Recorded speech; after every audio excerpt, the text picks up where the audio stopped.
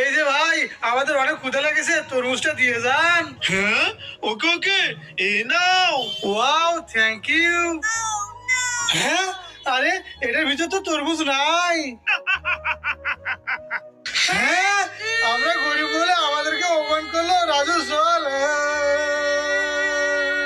ভাইয়া দাঁড়াও, এই তরমুজের খোসাটা এখানে রোপণ করে দাও, তাহলে আল্লাহ আমাদের বড় তরমুজ দিয়ে দিবে।